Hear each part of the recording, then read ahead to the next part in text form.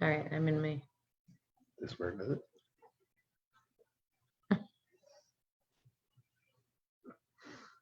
There you go. You're live. I'm live. You are. Here we go. Live from the boardroom.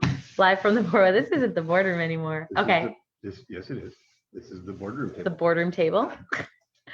All right, you guys, hang on. Sorry, we're trying to get our poop in a group. Okay.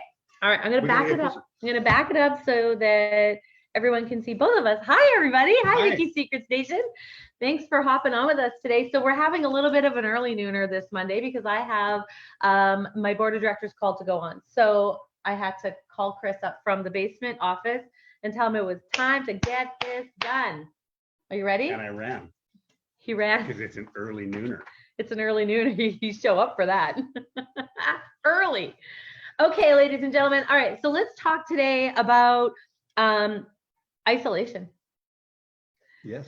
So we're in it. Yeah, we're in it, and we're in it with our people, right? So it was really funny. I was actually talking to my cousin this morning. She emailed me in or messaged me. She wanted to chat, and she said to me today, "How is your isolation going?"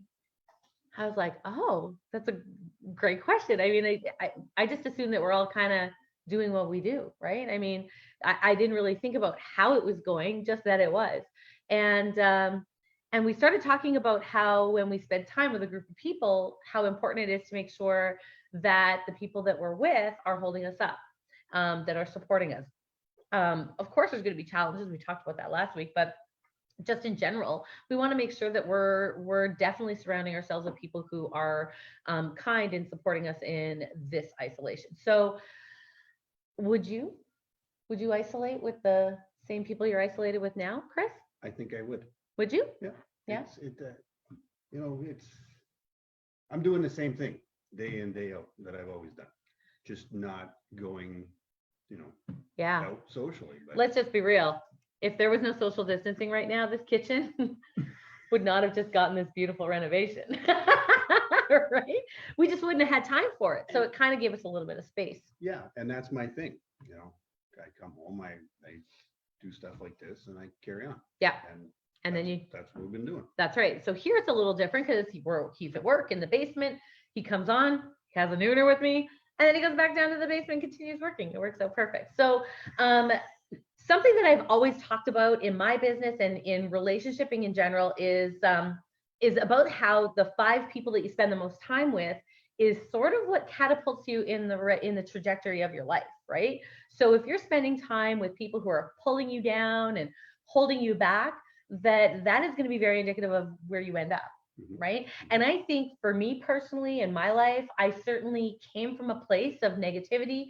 I came from a place where I was not necessarily being held up and supported. And I mean, we were doing the best we could, but when we got together, I feel like we weren't perfect people and we still aren't, but every day we're trying really hard to help each other be better the next day. Do you agree? Yeah.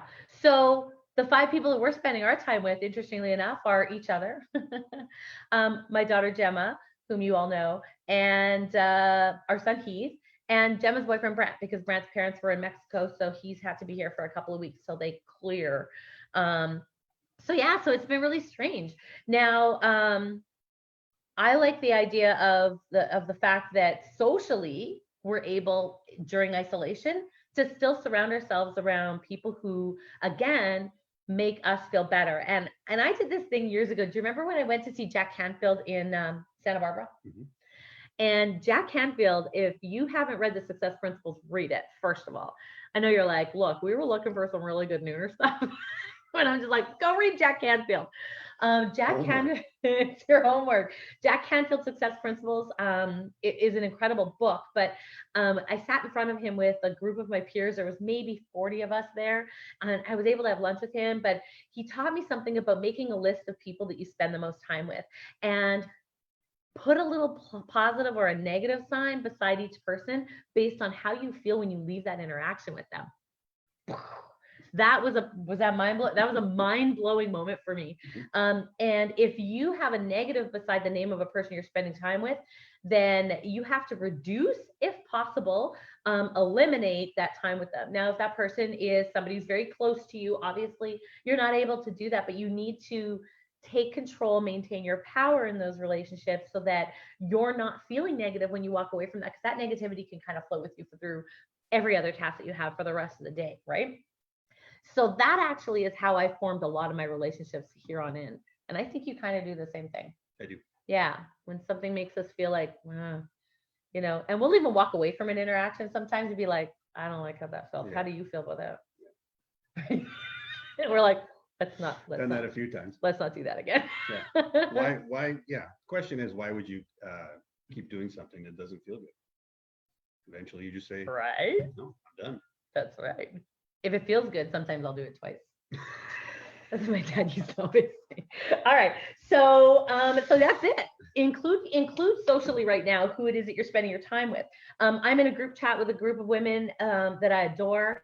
My cousin called me this morning and we chatted for a half an hour, 45 minutes. I find that people are using the phone more. I'm talking a lot more on the phone. It feels good. Private messaging and texting and voice messaging. It's been amazing. So include those people in your life and put more people in that make you feel good about yourself, that don't pull you down because they're afraid of you getting too far ahead. I mean, God, I've lost a lot of friendships over the years. They weren't the right ones. We evolve, right? And I look back at those friendships and I thank them. I thank them for their peace in shaping me and shaping us, and how they supported us, and that they no longer do, and that's okay. But yeah, so think really hard about the people that you're with right now. And if you're in a situation with people where you wouldn't want to be isolated with them again, don't do that to yourself. No. It's okay to say no. It's okay to maintain your power.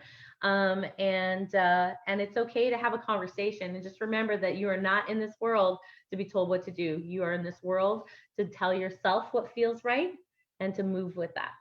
Fair? Fair. Okay, Gem and I were just talking. Can I show you Gem? I guess I'm in my pajamas. Gemma's in her pajamas. Hi, Gemma. Gemma's here for the nooner today. Not awkward at all. So Gemma and I were just talking about how people who might be in an abusive relationship during this time, that could be super detrimental to their mental health. Not that it isn't always, or their safety. They don't get a break. You know, kids that go to school, you know, if they're in an abusive home, they get to leave that. As adults, we get to go to work and have that moment of clarity. And I just think that was a really profound thing that she literally just said to me over cold, frothy coffee that she made. I do want you to think about that and reach out for help if you need it. All right. That is all today for the Vicki Secrets Nooner. That's it? We gotta go? I gotta go on this board of directors call. But I want to tell you guys that my friend Amber Taylor, she created a beautiful little graphic for me, and I think we're gonna start some Vicki Secrets After Dark segments. I'm there. I might do those alone. Those might be product demos and talking a little bit more about sex and relationships and all that fun stuff. So we will see you soon. Tomorrow? Maybe. We'll see. Bye. Bye.